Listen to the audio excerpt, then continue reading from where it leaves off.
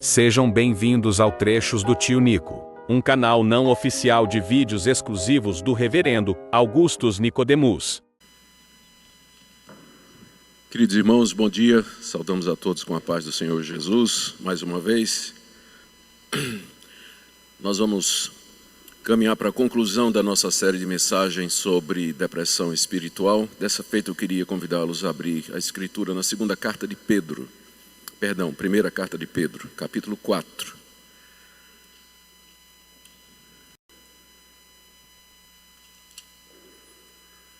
Primeiro de Pedro, capítulo 4, nós vamos do verso 12 até o verso 19. Enquanto você procura aí, água.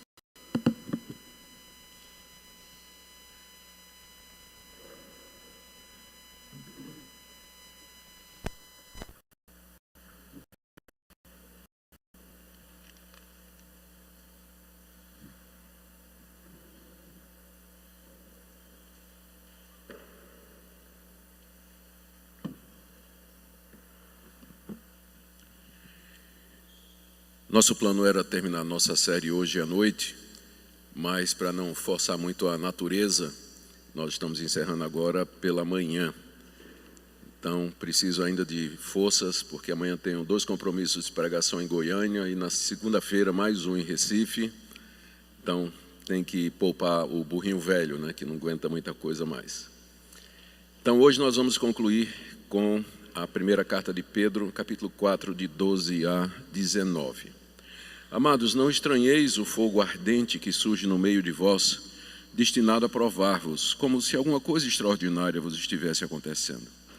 Pelo contrário, alegrai-vos na medida em que sois coparticipantes dos sofrimentos de Cristo, para que também na revelação da sua glória vos alegreis exultando. Se pelo nome de Cristo sois injuriados, bem-aventurados sois, porque sobre vós repousa o Espírito da glória e de Deus. Não sofra, porém, nenhum de vós como assassino ou ladrão ou malfeitor, ou como quem se intromete em negócios de outrem. Mas se sofrer como cristão, não se envergonhe disso. Antes glorifique a Deus com esse nome. Porque a ocasião de começar o juízo pela casa de Deus é chegada. Ora, se primeiro vem por nós, qual será o fim daqueles que não obedecem ao Evangelho de Deus? E se é com dificuldade que o justo é salvo, onde vai comparecer o ímpio, sim, o pecador? Por isso também os que sofrem segundo a vontade de Deus, encomendem a sua alma ao fiel Criador na prática do bem. Até aqui, queridos, a leitura da palavra de Deus. Nós vamos orar, pedindo que o Espírito de Deus ilumine o nosso entendimento para compreender essas palavras escritas pelo apóstolo Pedro para a primeira geração de cristãos, século I, no meio das dificuldades que a igreja começava a enfrentar. Ó Deus, te damos graças pela liberdade que temos no Brasil, onde nós não somos ainda perseguidos como a igreja apostólica foi. De qualquer forma, Senhor, nós sabemos o que é sofrer. Sabemos o que é passar por angústias, dificuldades, privações de saúde e financeiras, incertezas quanto à nossa segurança física. Por isso nós pedimos que o Senhor aplique os princípios que o apóstolo inspirado usou para consolar aqueles irmãos ao nosso coração.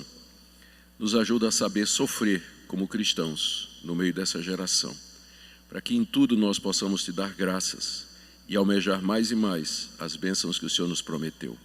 É o que pedimos em nome de Jesus. Amém. Irmãos, Pedro morreu provavelmente aí no ano 64, 65, durante a perseguição de Nero.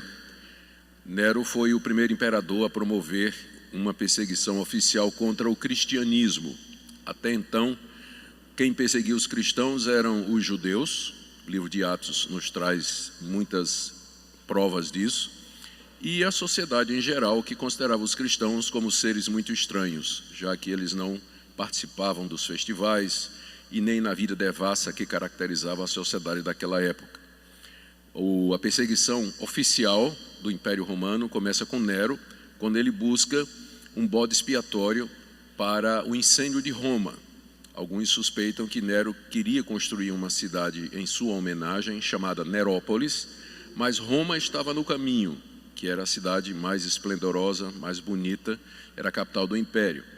E Nero secretamente teria ateado fogo em Roma.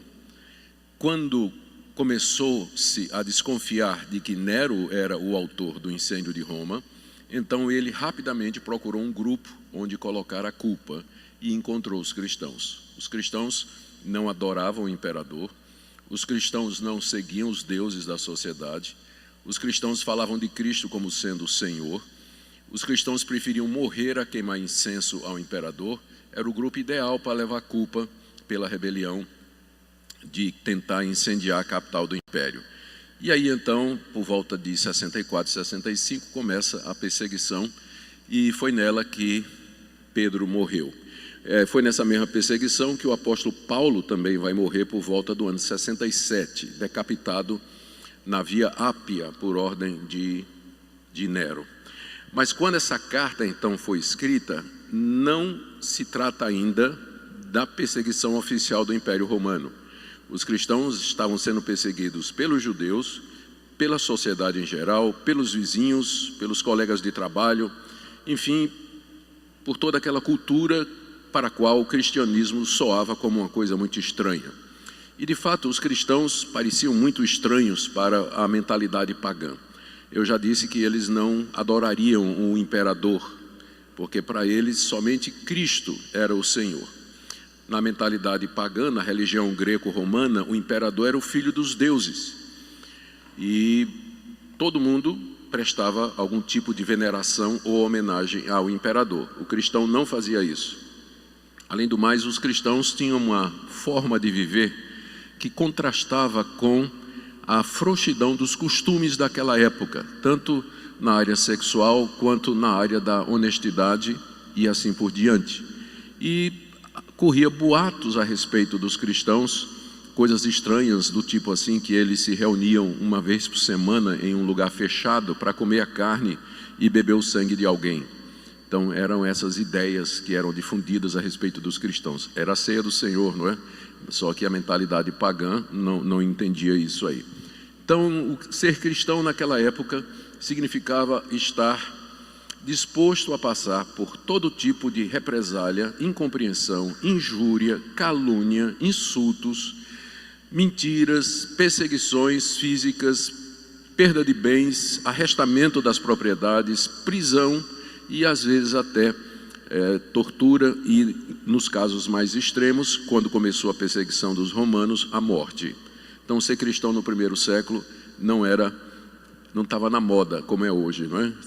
Hoje em dia, ser evangélico é até fashion, né? Todo mundo tem igrejas aí top, e que são point dos evangélicos e por aí vai. Não era bem assim no século I. Boa parte da literatura do Novo Testamento foi escrita exatamente para orientar os cristãos a viver debaixo de perseguições, como enfrentar o sofrimento trazido pelas perseguições, sem que eles desanimassem. A tendência ao desânimo, a angústia, a ansiedade, a preocupação, a inquietude com relação à vida era muito comum, uma vez que você vivia na incerteza de que a qualquer momento você podia perder seu emprego, porque era cristão, a qualquer momento você podia ter a polícia batendo na porta, denunciado pelo vizinho, ou enfim sofrer qualquer processo por conta da sua fé.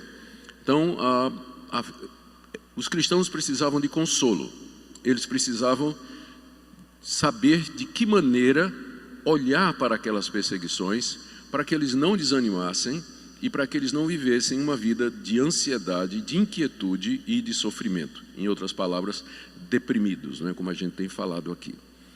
E o apóstolo Pedro, então, escreveu essa carta com esse objetivo. É o propósito geral da primeira carta de Pedro, ensinar os cristãos a viver debaixo de perseguições. E o trecho que eu escolhi para vocês é o miolo da carta. Aqui você tem 5 orientações que o apóstolo Pedro dá aos seus leitores sobre como eles deveriam enfrentar aqueles sofrimentos que estavam vindo sobre eles. E eu quero ver com vocês, sempre lembrando o seguinte: Pedro escreveu para dar conforto a cristãos perseguidos por conta do nome de Jesus. Pode ser que haja alguém aqui que esteja nessa situação, está sendo perseguido porque é crente. Então, aplica diretamente a você. Mas eu creio que não é o caso da maioria de nós aqui. Por enquanto ainda não. O Brasil tem liberdade de religião, de expressão. A gente pode, como aqui, por exemplo, falar livremente aquilo que a gente acredita. Mas os princípios que são colocados aqui, as orientações, a teologia do sofrimento que é colocada aqui, ela tem aplicação para nós também, ainda que os sofrimentos não sejam os mesmos. Então vamos começar. No verso 1, Pedro orienta os cristãos a não estranharem aquele tipo de sofrimento que vinha sobre eles. Amados, não estranheis o fogo ardente que surge no meio de vós, destinado a provar-vos, como se alguma coisa extraordinária vos estivesse acontecendo. A primeira orientação de Pedro para os cristãos é que eles não estranhassem aqueles sofrimentos que ele compara a um incêndio, o fogo ardente. Não estranhe essa fogueira, não estranhe esse incêndio que está acontecendo na vida de vocês, como se fosse algo extraordinário. Não é. Sofrimento na vida do cristão é algo ordinário, é o normal, é o default, é o padrão do cristão, ele viver debaixo de sofrimento, ou por conta da sua fé, ou por conta dos seus valores, por conta daquilo que ele crê a respeito de Cristo Jesus, ou os sofrimentos dos quais ele faz parte como o restante da humanidade.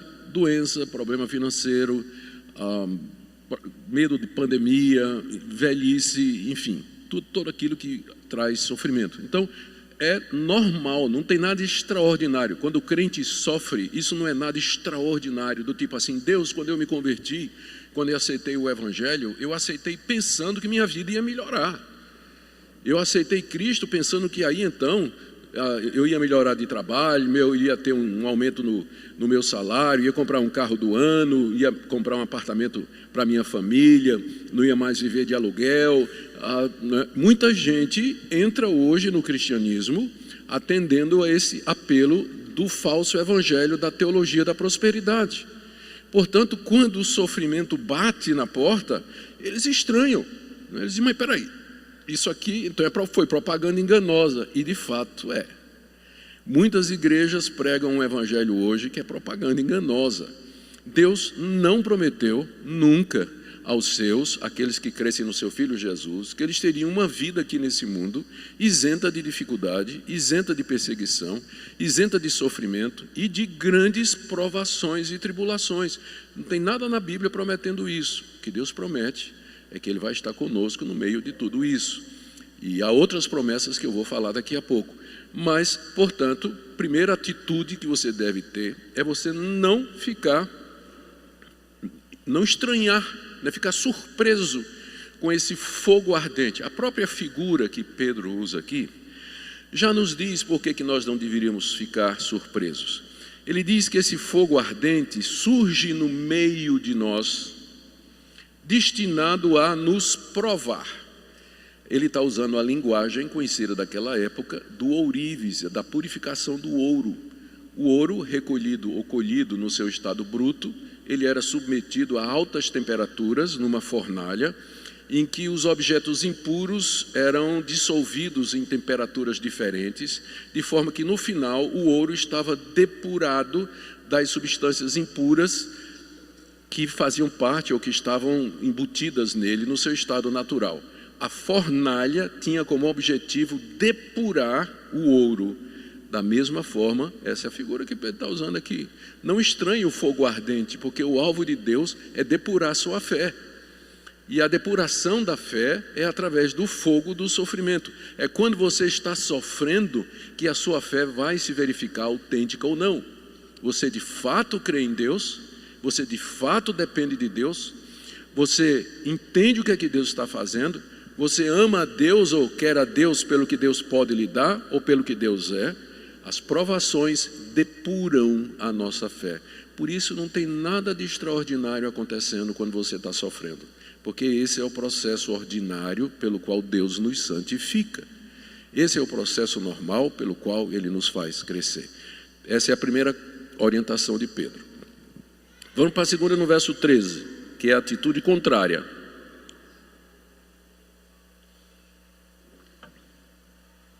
Vou usar o banquinho aqui. Uma vez eu já reclamei de igrejas que não tem púlpito e banquinho, mas hoje eu peço perdão.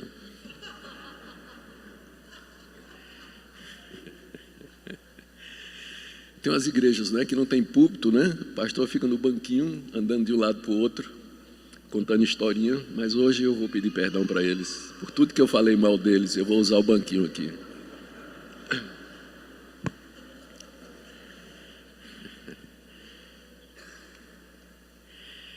A segunda orientação que vem do apóstolo Pedro para aqueles cristãos é que eles deveriam, ao contrário, ou seja, em vez de ficar surpresos com o sofrimento, eles deveriam se alegrar na medida em que eram coparticipantes dos sofrimentos de Cristo, para que também na revelação da sua glória se alegrassem exultando.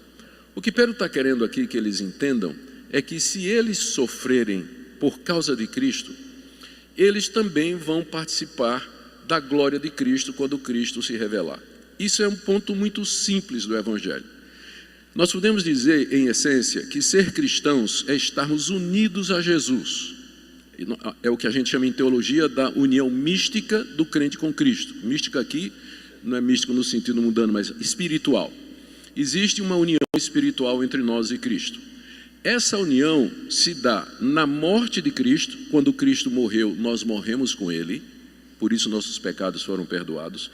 E quando Cristo ressuscitou, nós ressuscitamos com Ele, por isso nós podemos ter uma nova vida e a vida eterna.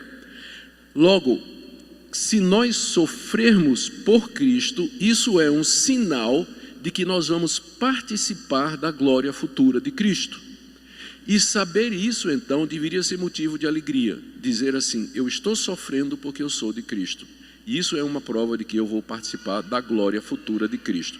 Quando Cristo se manifestar, porque agora Cristo está oculto ao mundo, o mundo não vê Cristo, o mundo olha para nós, para o nosso sofrimento e acha merecido, né? Esses cristãos obscurantistas, fundamentalistas, que atrapalham o progresso e que são religiosos e tudo mais, o mundo não nos conhece porque não conhece a Cristo, eles não conhecem a Cristo.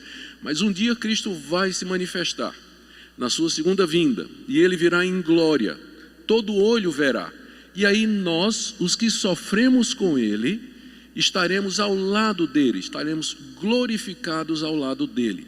Sabendo disso, em vez de eu ficar surpreso, verso 12, com o sofrimento, eu me alegro com a aprovação, verso 13.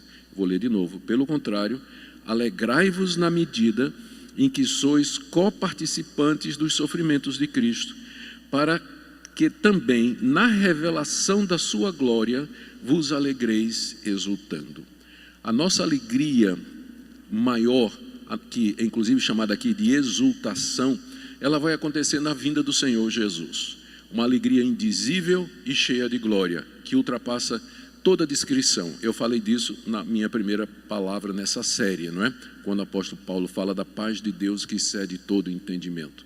Citei inclusive aqui mesmo Pedro, logo no capítulo 1, quando ele fala que a gente se alegra com alegria indizível e cheia de glória, capítulo 1, verso 8. Quando Cristo se manifestar, nós então experimentaremos plenamente a alegria. Até lá é um vale de lágrimas. Até lá nós vamos lutar contra a angústia, o medo, a inquietude, a preocupação. E essa luta se faz mediante a compreensão do que é que o sofrimento representa. Se o cristão não tiver essa perspectiva aqui, quando o sofrimento bater na porta dele, ele vai desanimar, ele vai desistir, ele vai achar que o evangelho não é verdade, ou então que Deus não existe. Eu sei de casos de ateus famosos, né? Ateus famosos hoje, que se tornaram ateus, e agora estou querendo me lembrar o nome de um. Ele disse que foi criado na igreja e foi ensinado que Deus existia e que Deus atende a oração, e um dia ele subiu no telhado da casa dele, para um local que ele tinha, onde ele podia ficar sozinho, e ele orou durante horas, pedindo a Deus que desse um cavalinho para ele, um pônei, de presente de aniversário. Chegou o aniversário dele e ele não ganhou o pônei. Qual foi a conclusão dele? Deus não existe. Deus não existe. Não passou pela cabeça dele que Deus tinha outros planos, outros projetos e tinha outro propósito, como do tipo assim, ensiná-lo a saber que ele não vai ganhar tudo o que quer nessa vida. Porque uma criança que ganha tudo o que quer, ela vai se tornar um monte de egoísmo mais tarde quando ela crescer. E só vai pensar nas coisas dela, não é verdade? Mas a única opção que deu para ele foi que Deus não existe e ele virou ateu. Virou ateu. Se o cristão não tiver essa perspectiva do sofrimento, ele pode tropeçar, ele pode se equivocar, ele pode tomar decisões erradas e ele pode desanimar na fé. Há muita gente dentro das igrejas desanimadas, porque acham que Deus não os ama, que Deus não cuida deles, que Deus é injusto por conta do sofrimento que eles estão passando, mas é falta da teologia do sofrimento, que é essa teologia aqui, que Pedro está ensinando o porquê do sofrimento. O porquê do sofrimento. Ele tem um propósito, ele tem um objetivo. Então não estranhe quando o sofrimento vier. Deus está provando a sua fé, depurando a sua fé. Não tem nada extraordinário acontecendo. Isso é o processo normal que Deus usa com todo mundo. Por isso você deveria se alegrar, porque isso é uma prova de que você está unido a Cristo. E se você está unido a Cristo agora no sofrimento, você também vai estar unido na glória quando Ele se revelar. Portanto, console o seu coração com isso, descanse o seu coração e tenha paz pensando nisso. A terceira orientação dele está aí no verso 14.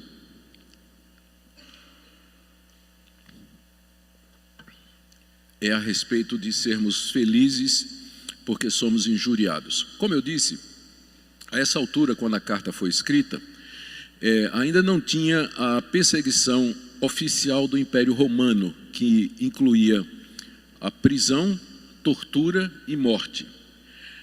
Parte dos sofrimentos dos cristãos a essa altura era causado pela hostilidade dos vizinhos, que insultavam, vilipendiavam, contavam mentiras, injuriavam, difamavam e assim por diante. E a gente sabe que palavras, elas são uma arma poderosa. E a gente sabe que palavras, elas podem nos abater, elas podem tirar a nossa alegria. Pessoas nos atacam com palavras e tem um efeito letal às vezes, não é? Realmente de nos deixar abatidos e bem lá embaixo. E era isso que estava acontecendo com eles. Mas, verso 14, se pelo nome de Cristo sois injuriados, a injúria, né? Se essa injúria toda aí é pelo nome de Cristo, bem-aventurados sois, porque sobre vós repousa o Espírito da glória e de Deus. Eles injuriam vocês, eles falam mal de vocês, mas Deus diz que vocês são bem-aventurados. Há um contraste aqui entre o que a sociedade pagã dizia, injuriava os cristãos, e o que Deus considerava os cristãos. Vocês são bem-aventurados, vocês são felizes. Aqui Pedro está citando as bem-aventuranças, né? Quando Jesus disse, bem-aventurados sois vós, quando perseguindo vocês, mentindo, disserem todo mal contra vocês, porque assim também eles perseguiram os profetas. Pedro está repetindo o que Jesus ensinou no Sermão do Monte aqui. E é interessante que ele faz uma conexão aqui com o Espírito da glória e de Deus. Presta atenção aqui nessa última parte do verso 14. Ele diz que se você é injuriado por causa do nome de Cristo, isso é porque sobre você repousa o Espírito da glória e de Deus. Tem várias figuras ou vários eventos e instituições misturados aqui nessa expressão. Eu posso pensar em alguns. No Antigo Testamento, a glória de Deus se manifestava através da nuvem da glória, chamada também de Shekinah. Há vários episódios no Antigo Testamento em que essa nuvem aparecia para manifestar a presença de Deus. Por exemplo, no deserto, quando Moisés terminou de preparar o tabernáculo, a Shekinah desceu sobre o tabernáculo e encheu de tal forma que Arão e seus filhos não podiam ministrar os sacrifícios ali, tal a glória de Deus presente ali. A nuvem da glória repousou sobre o tabernáculo. Mais adiante, quando Salomão preparou o templo lá em Jerusalém, quando ele terminou a obra, que fez a inauguração, outra vez a nuvem da glória, a Shekinah, desceu sobre o templo, de forma que os sacerdotes também não podiam ministrar tal a presença da glória de Deus. A Shekinah repousou sobre o templo de Salomão. Quando Cristo estava sendo batizado, o Espírito de Deus, que é isso que a nuvem da glória representa, veio e repousou sobre Cristo. No Monte da Transfiguração, Jesus estava com Elias e Moisés, quando a nuvem da glória desceu sobre o Monte da Transfiguração, de forma que Pedro e os demais ficaram espantados com a glória da presença de Deus. O que Pedro está dizendo é o seguinte, que o mesmo Espírito que expressa a glória de Deus, que repousou sobre o tabernáculo, que repousou sobre o templo, que repousou sobre Cristo, que repousou sobre o Cristo transfigurado, é o mesmo Espírito que repousa sobre vocês. E é isso a essência da plenitude do Espírito Santo. Qual é o efeito disso? Quando o Espírito da glória de Deus repousa sobre nós, nós estamos cheios do Espírito Santo e o resultado é o que aconteceu no livro de Atos. Dia de Pentecostes, o Espírito de Deus veio sobre a igreja, logo em seguida, capítulo 4, o que é que acontece? Perseguição, perseguição, perseguição. Esse é o ponto aqui de Pedro. Se vocês estão sendo perseguidos, é porque o Espírito da glória de Deus repousa sobre vocês. Quando a gente pensa em avivamento espiritual, que é uma coisa que muita gente deseja, aliás, por falar nisso, acho que até o final de fevereiro deve sair um livro meu sobre esse assunto, avivamento espiritual, pela Casa Editora Presbiteriana, a editora Cultura Cristã. Então, quando as pessoas pensam sobre avivamento, muitas delas pensam em plenitude, poder, dons carismáticos, sinais, prodígios, maravilhas, e poucas pessoas lembram que a presença do Espírito da glória de Deus significa perseguição para a igreja. Porque quando a igreja não está cheia do Espírito Santo, ela não é perseguida pelo mundo. Por que o mundo vai perseguir? A igreja é igual ao mundo? Mas quando a igreja se torna diferente pela presença do Espírito de Deus, o mundo se levanta contra ela. Se vocês são injuriados, verso 14, é porque sobre vós repousa o Espírito da glória de Deus. O pessoal fala mal de vocês porque vocês estão cheios do Espírito Santo. Eles injuriam vocês porque o Espírito da glória de Deus está sobre vocês. Porque se vocês fossem como eles, ninguém ia dizer nada. Exatamente porque nós somos distintos, porque amamos a Cristo, refletimos a glória de Cristo, é que o mundo nos odeia e nos persegue, como Jesus disse que o mundo de fato faria. Como o mundo de fato faria. Então, sabendo disso, eu tenho consolo. Essa é a teologia do sofrimento, tá? Que Pedro está ensinando aqui. Então, se eu estou sendo perseguido por causa do nome de Cristo, é porque eu sou bem-aventurado, é porque o Espírito da glória de Deus repousa sobre mim. Mas, tem um senão aqui, Paulo vai fazer aqui, como é que diz um disclaimer? O que é um disclaimer, Ana, em português? Pai, ninguém sabe inglês aqui. Sou eu mesmo. Ele vai fazer aqui uma ressalva. Vai fazer uma ressalva. Tá bom? Ele vai fazer uma ressalva. Porque uma pessoa pode ler isso aqui e dizer, puxa vida, isso aqui é para mim mesmo, porque eu estou sofrendo muito. Eu estou passando por muito sofrimento na minha vida, tudo está errado na minha vida, então que bom que essas coisas são sobre mim. Alto lá, verso 15, não sofra, porém, nenhum de vós como assassino, ou ladrão, ou malfeitor, ou como quem se intromete em negócio de outrem, mas se sofrer como cristão, não se envergonhe disso, antes glorifique a Deus com esse nome. Já aconteceu comigo de chegar um irmão, membro da igreja que eu pastoreava, no meu gabinete, e dizer, pastor, eu queria que o senhor orasse por mim, porque eu perdi meu emprego. Eu dizia, mas espera aí, você não estava empregado na empresa do irmão fulano de tal, que também é membro aqui da igreja? É, pastor, mas a verdade, cá entre nós aqui, a verdade é que ele não gosta de crente, não. Eu fui perseguido, ele me perseguiu o tempo todo, pastor. eu trabalhando ali e ele me perseguindo. E finalmente ele achou motivo para me mandar embora. Fui demitido. Mas que coisa, eu vou falar com o irmão.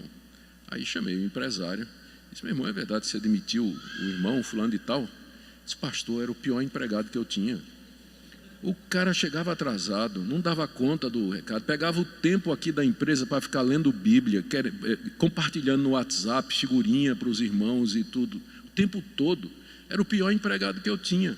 E aí o cara ia lá no gabinete e dizia assim, pastor, ore por mim que eu estou sofrendo por Cristo. Eu estou sofrendo porque eu sou cristão. Não, está sofrendo porque é preguiçoso, porque é um péssimo empregado, porque é incompetente, é por isso que você está sofrendo. Então, por isso Pedro faz essa ressalva aqui.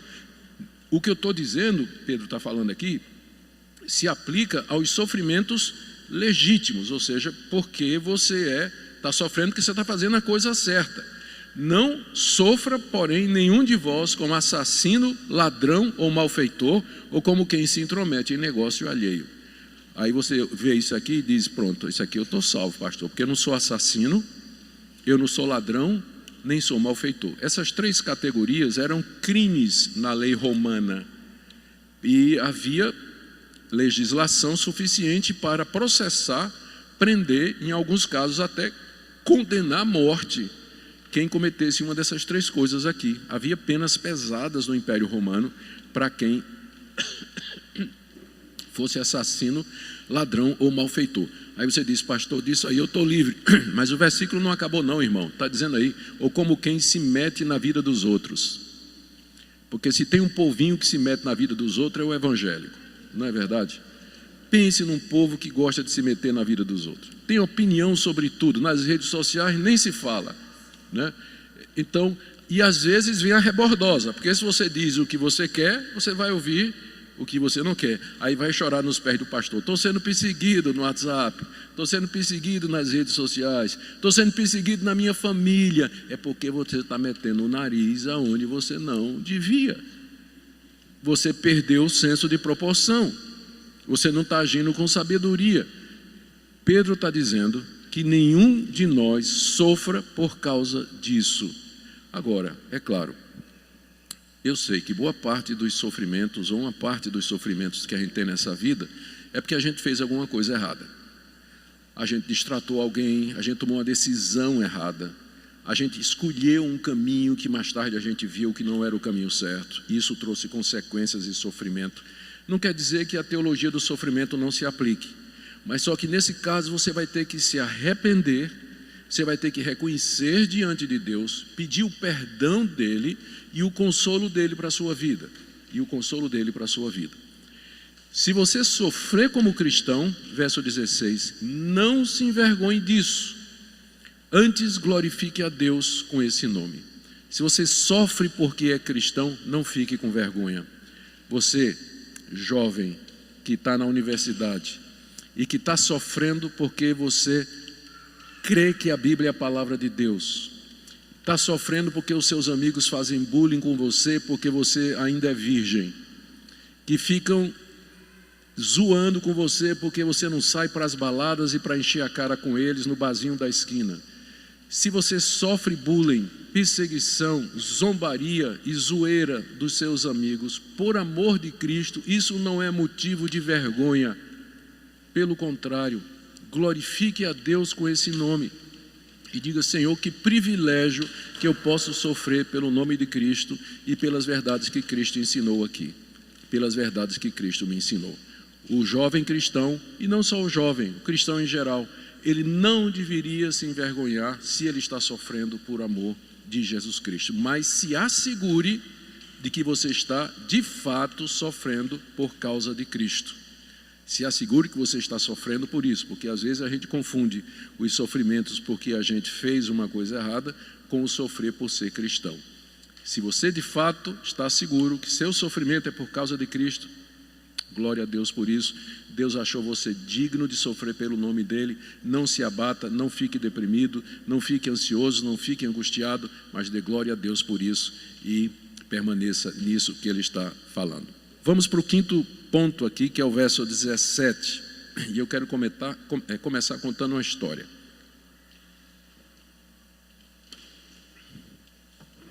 Quando eu me converti, isso é aquele gato andando lá em cima do telhado. Ô Marcos, e esse gato aí?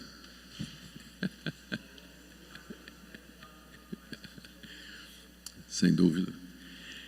Bom, mas eu disse que ia contar uma história. Depois da minha conversão, quando eu me converti, eu queria ser missionário. Eu não queria casar. E eu achei que eu tinha o dom do celibato. Eu queria ser como o apóstolo Paulo.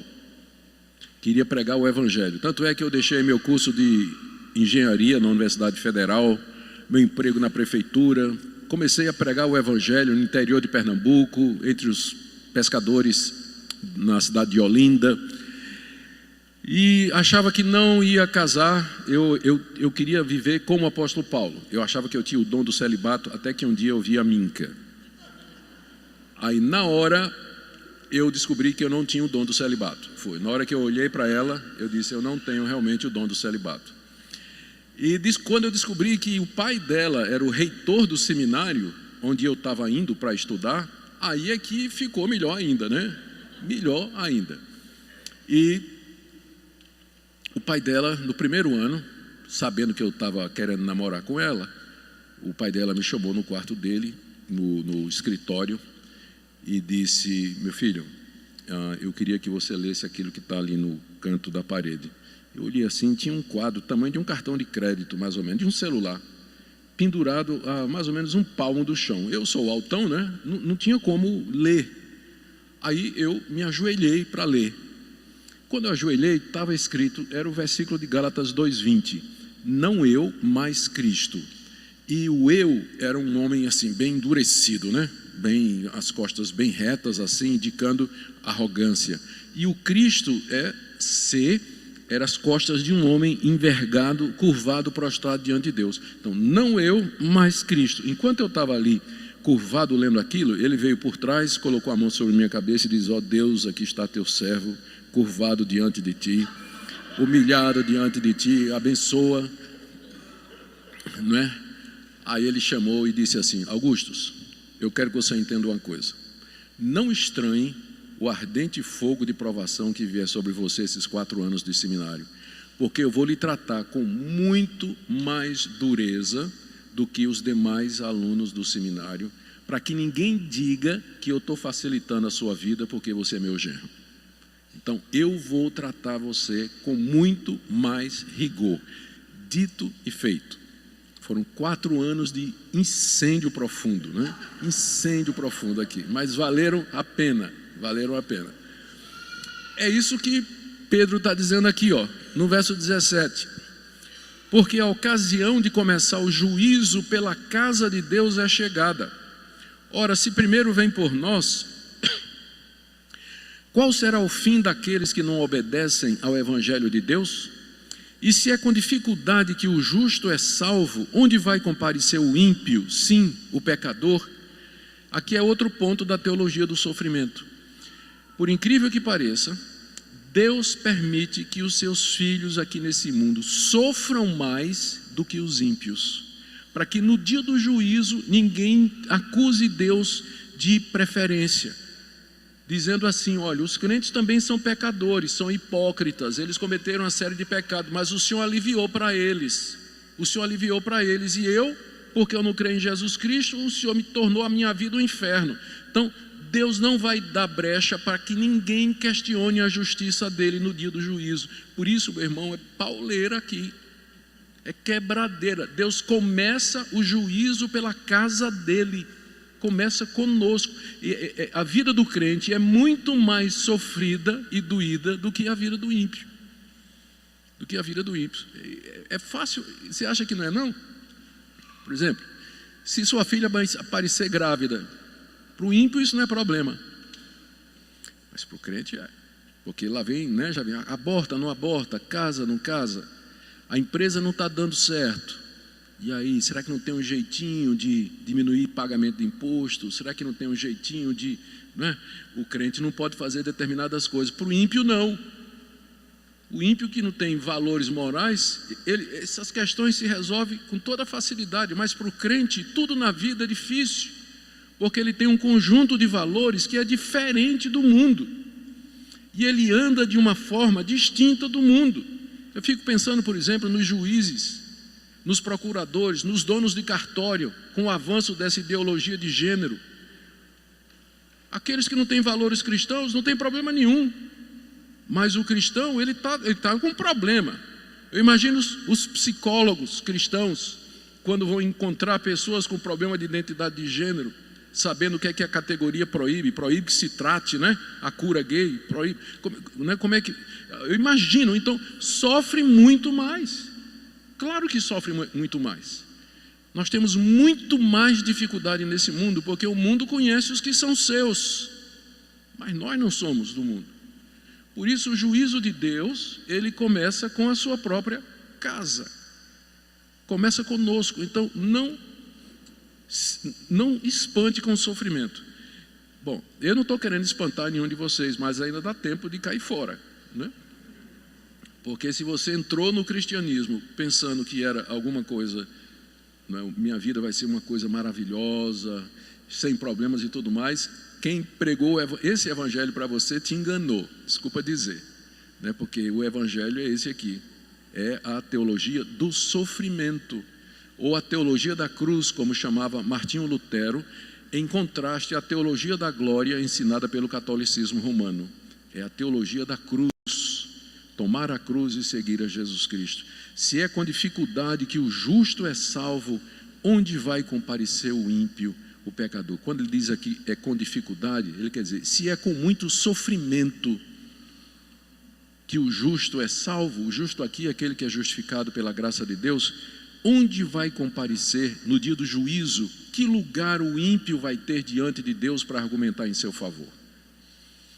Por isso, último ponto, verso 19: também os que sofrem segundo a vontade de Deus encomendem a sua alma ao fiel Criador na prática do bem. Aqui você tem a conclusão do que Pedro está dizendo.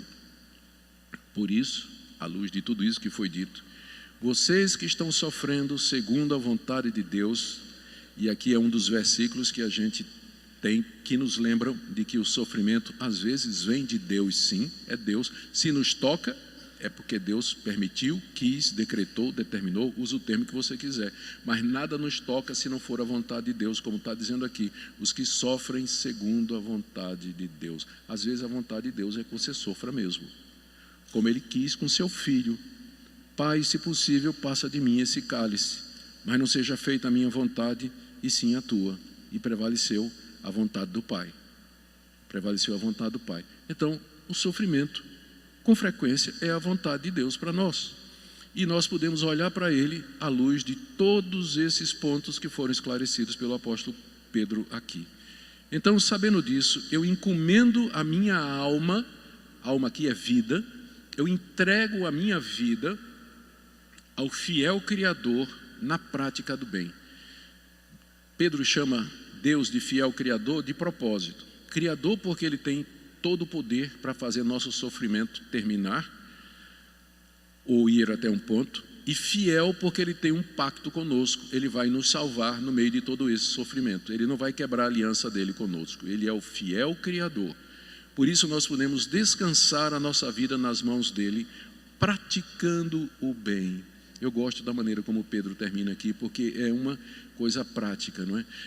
Como então, pastor, à luz disso tudo, né, eu estou tendo esse conhecimento da teologia da cruz, teologia do sofrimento, como eu devo enfrentar então as dificuldades da vida, as angústias, as oposições? A resposta é na prática do bem. Ame os seus inimigos, é isso mais ou menos que Pedro está dizendo para eles. Amem esses que injuriam vocês, orem pelos que perseguem vocês. Se ele tiver fome, dê de comer. Se tiver sede, dê de beber. Se bater no rosto, na face direita, dê à esquerda. Se quiser levar a túnica, dê também a capa. Se obrigar a andar uma milha, ande também 2. Pela prática do bem, nós experimentamos aqui a alegria e o gozo de sofrermos por Cristo, a alegria e o gozo de sermos de Deus, e nós entendemos o porquê de todos os sofrimentos. Amém?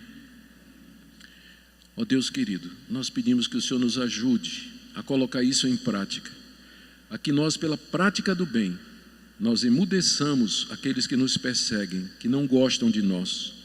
Eu oro por aqueles que estão sofrendo doenças, necessidades. Nós oramos, ó Deus, que o Senhor dê essa compreensão de que os sofrimentos fazem parte dessa vida e que são usados como fogo para depurar a nossa fé, e que nós aprendamos a nos regozijar na esperança da glória vindoura.